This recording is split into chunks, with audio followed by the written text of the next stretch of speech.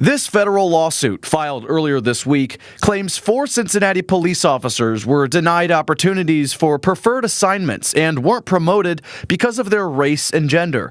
The lawsuit claims Police Chief Teresa Theetge gave preferred assignments more often to officers who were minorities or women.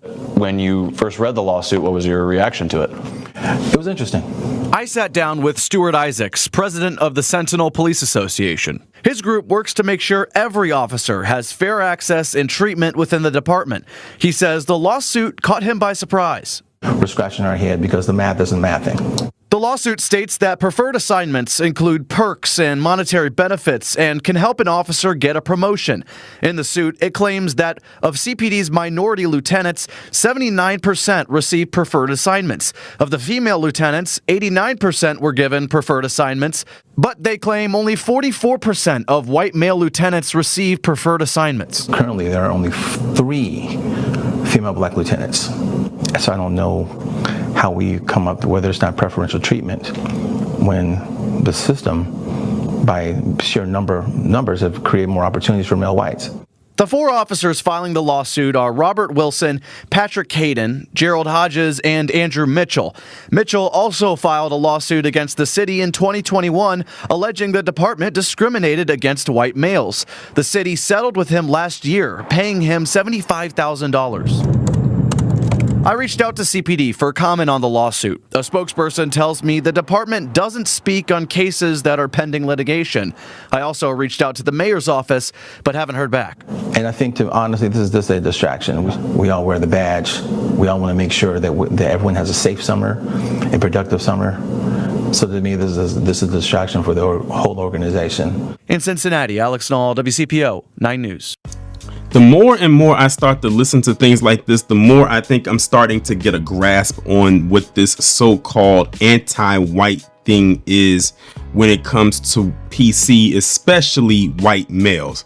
So you heard the audio right there, and apparently in the CPD, which is the Cincinnati Police Department, you have 4 white men in that department who are currently trying to sue their department under the discrimination of them being white men and not getting these promotions. And they said right there what the promotions will come with. They said they come with perks, bonuses, of course, a bump in pay, and they're saying they're being discriminated against because they're white men, and they're giving preferential treatment to, quote, minorities and women.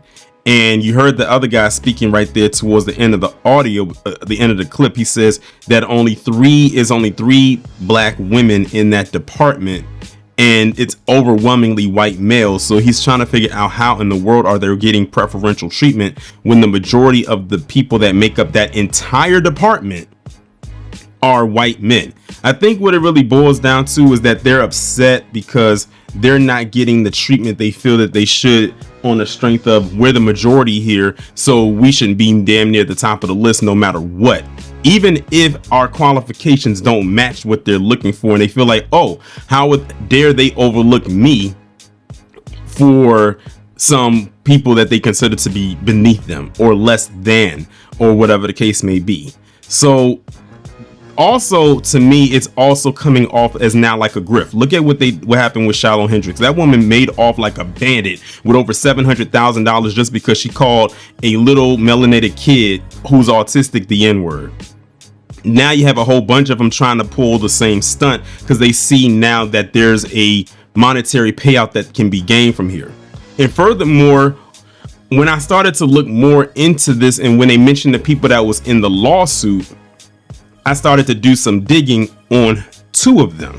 Let's start with Andrew Mitchell because that's the one that they talked about first. Apparently Andrew Mitchell basically pulled the same move that he's doing right now, but this time it's a group effort instead of a solo one, where he tried to sue the same department that he was working for back in 2021 for alleged being discriminated against because he's a white male. Eventually, after them going back and forth, the department ended up settling with him, in which he got a payout of $75,000, and apparently it looks like he was still able to keep his job.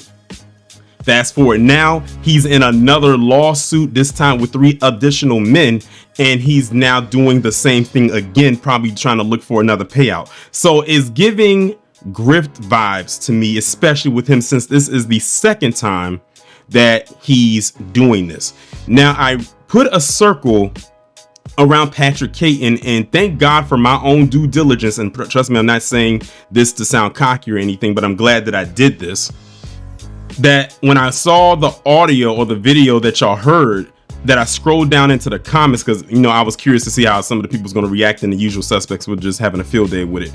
But it was one comment that stuck out to me, and it was somebody who is familiar with this Patrick Caton individual. And let me just tell you something, between him and his wife, but especially him, they have a checkered past that involves DUI and the unaliving of someone. So I'm going to show you a couple of things to relate to what I'm talking about.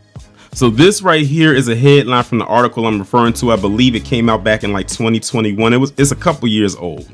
And it says Clermont County jury acquits Cincinnati police captain of OVI charge. And I believe with this one, I believe they're talking about Patrick Caton's wife, because she too also works for the CPD, and I believe she also has a very high ranking position, such as being a captain. So this part says, in video of the incident, Caton and her husband, Cincinnati Police Lieutenant Patrick Caton, are adamant that neither of them are intoxicated, even after the arresting officer performed a field sobriety test using eye movement on Amanda Caton.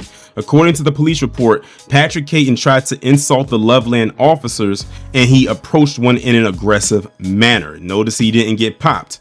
Amanda Caton stepped in front of her husband to separate him from one of the other officers. Now, one other thing that I also read in here too is that they said that their vehicle reeked of alcohol, but they tried to say that they weren't intoxicated, but their car smelled like it crashed through a liquor store and it all just spilled all over to their car.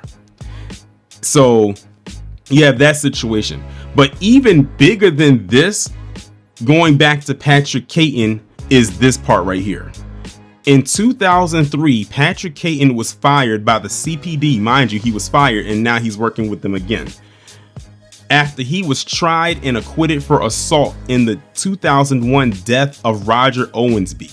But an independent arbitrator reinstated Patrick Caton a year later in 2004 and even awarded him $200,000 in back pay. And now fast forward to 2025, he and three other white men, are in this lawsuit claiming that they are experiencing anti-whiteism on the behalf of them being white men in what they consider to be a hostile environment to white men, even though they make up the majority of the department. Go figure. All it boils down to for me is when it comes to them claiming anti-whiteism and this, that, and the third, it's nothing but a grift to get money. That's really all it boils down to. They are not really being discriminated against on a systemic level at all because they run the system. I don't know how anyone could be oppressed by a system that they are over. But they're doing it because they're trying to get money. They saw what that Andrew Mitchell got out of it with $75,000, and they said, maybe I can get the same out of it too. But like they said, the lawsuit doesn't make any sense, but we'll see how far it actually goes. I mean, it worked in the favor of Andrew Mitchell. It might work in their favor again, but you know what'll be interesting is if they said, okay, we'll settle and this is how much you're going to get. And I hope they get crumbs, because remember now, if they have to settle and this is a group thing, that means they'll have to split that settlement. So hopefully they only get, if they do reach some type of deal or a settlement where the department ends up settling with them because of their alleged claim, that it's about, let's say, $1,000. I know it won't be that low. It's wishful thinking, but that would be poetic right there if it worked in their favor. But y'all let me know what y'all think about this down in the comments, and I will talk to you in the next one.